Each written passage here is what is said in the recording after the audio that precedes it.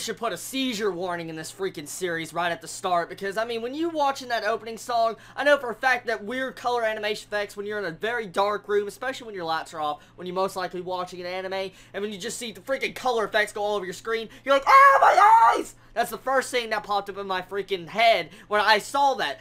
Looking past the seizure warnings, I will say this episode felt rather rushed, and some points cliche.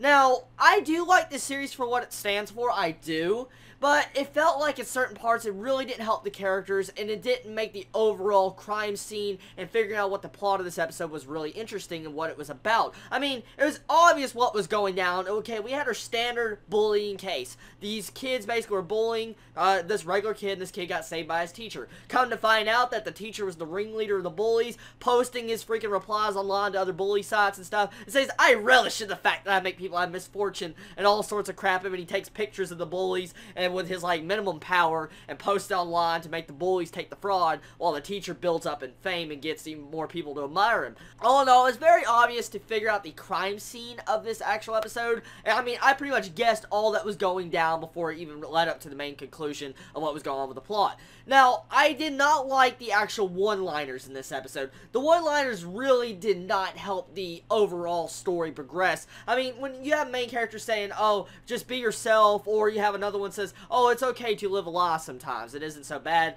to live a lie. I was like, just, some of the lines felt really, or the phrases just like, I don't know, something I didn't like about him. Now, the true villain of this series, the antagonist, we seem to have found out a little bit of information about him in this episode and find out exactly what his true goal is. He's attacking minimum holders, which we guessed from the first episode, but he's attacking minimum holders, removing their brains, and planting them into, like, other people to give them minimum powers, even though they never had them. So, a lot of questions right there, but there was something that did key in on in this episode. For instance, when you saw, like, the exam, it looked like there was an exam, like a passing course and all that, for minimum holders. I think, for a fact, this person that's hunting down people that has minimum powers, most likely is hunting down the failures, and then he's getting their brains, so the failures basically get their brains removed, and that may be what is going on, or it could be the vice versa. Either way, it's pretty obvious exactly why, what his targets are becoming, and so, right now, the main villain doesn't seem to be overall that interesting and overall that scary.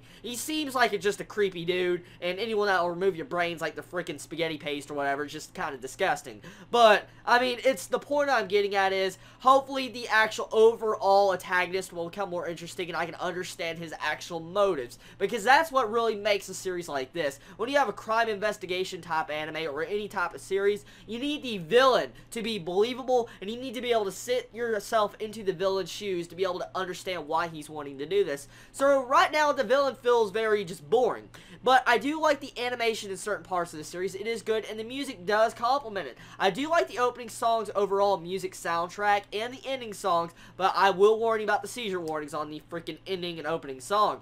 Now, will I continue to watch this anime? Most likely, yes, I will, because I still believe that this anime most likely might turn around to be something very unexpected, because I know for a fact I have high hopes for criminal-type anime, because they usually turn around to be really freaking thriller-based and just action that's epic.